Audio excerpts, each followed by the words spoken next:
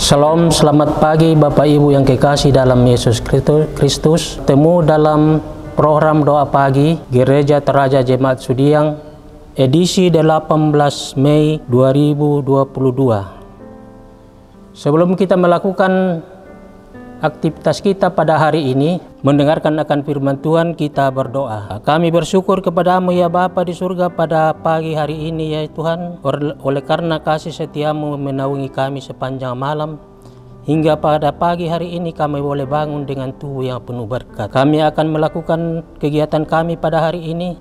Kami akan membaca dan merenungkan akan firman kebenaran-Mu sebagai tuntunan dalam melakukan kegiatan kami hari ini. Berfirmanlah kepada kami ya Tuhan, karena kami telah siap mendengarkan akan firman-Mu. Di dalam Yesus Kristus kami berdoa kepadamu. Amin. Firman Tuhan yang kita akan baca dan dengarkan bersama pada pagi hari ini terambil dari Lukas pasal 10 ayat 25 sampai 37. Namun saya akan bacakan satu ayat, yaitu ayat yang ke-33. Firman Tuhan demikian. Lalu datang seorang Samaria yang sedang dalam perjalanan ke tempat itu.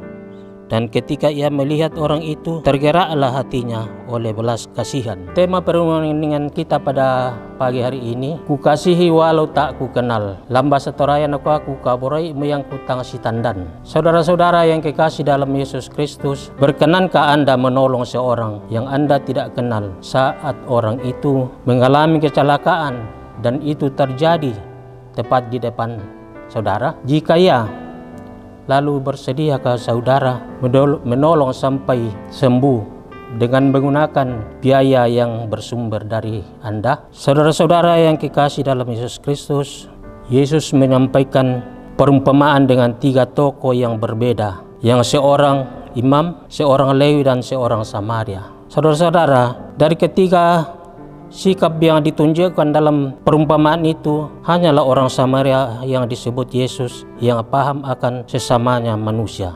Yaitu di dalam pembacaan kita ayat 36 dan 37. Kenapa? Karena orang Samaria yang menunjukkan belas kasihan yang dibuktikan terhadap orang yang tidak dikenalnya itu, yaitu pembacaan kita dari ayat 33 dan 37. Saudara-saudara yang kekasih dalam Yesus Kristus, orang Samaria menunjukkan belas kasihan dengan mengabaikan kepentingannya yang harus diselesaikan saat itu, hingga melakukan dengan maksimal pertolongannya dengan meninggalkan 2 dinar kepada pemilik penginapan, bahkan bersedia mengganti kekurangannya. Bapak Ibu yang kekasih dalam Yesus Kristus, lalu bagaimana dengan sikap kita? Mampukah kita mengasihi orang yang bukan bagian dari diri dan keluarga kita? Saudara-saudara, mungkin kita seringkali menolak dengan berbagai alasan yang tak perlu, sehingga kita mengabaikan yang paling perlu. Namun perlu kita pahami bahwa iman kepada Kristus membuat kasih kita tidak bergantung kepada keadaan di luar kita, tapi keputusan dalam diri kita.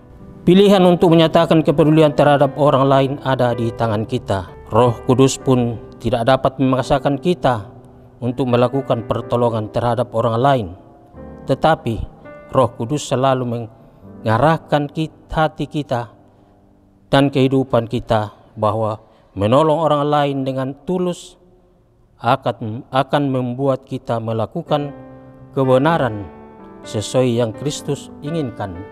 Amin, firman Tuhan. Bapak Ibu yang kekasih dalam Yesus Kristus, kita akan masuk doa syafaat dan kita akan berdoa bersama-sama.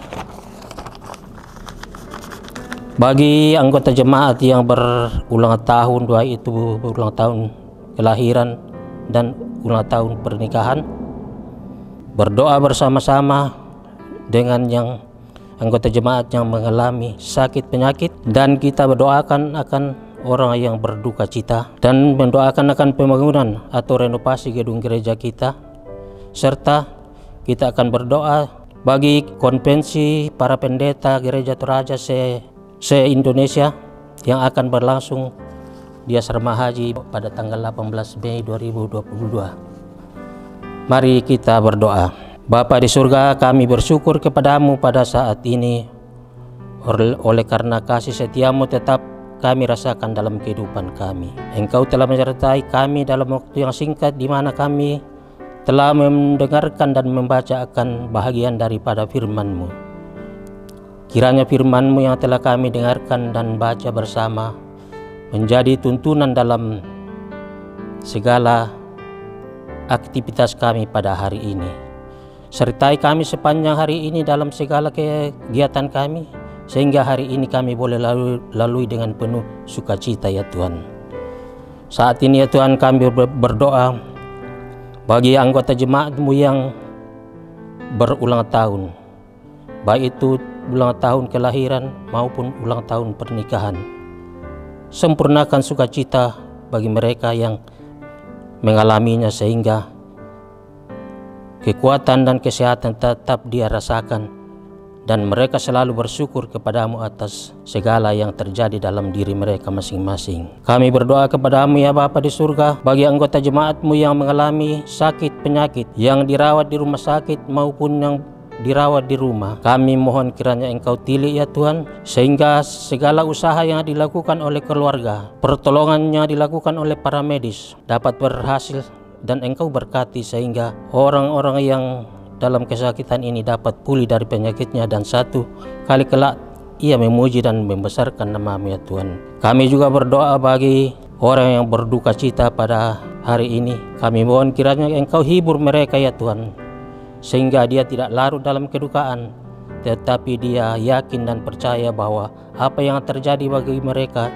itulah yang terbaik bagi Tuhan. Bapa di surga, kami berdoa kepada-Mu akan renovasi gedung gereja Jemaat Sudiang yang sedang berlangsung pada saat ini. Kami mohon kiranya Engkau berkati akan panitia, para anggota jemaat, para donatur, sehingga tergerak hatinya untuk membantu dan memberikan sumbangan untuk melanjutkan akan renovasi gereja ini ya Tuhan, dan pada saatnya nanti akan selesai dengan baik dan kami memuji dan membesarkan nama-Mu dari dalamnya. Demikian juga ya Tuhan kami berdoa bagi pendeta yang akan melakukan konvensi. Berdoa kepada-Mu, sertai dan berkati mereka dalam perbincangannya agar dia dapat mendapat keputusan untuk melanjutkan tugas pelayanannya dalam dunia ini, secara khusus dalam gereja Toraja ya Tuhan. Terima kasih ya Tuhan, ini doa kami, sempurnakanlah dan terimalah yang datang berseru kepada-Mu demi nama Yesus Kristus Tuhan dan Juru Selamat kami yang hidup. Haleluya, amin.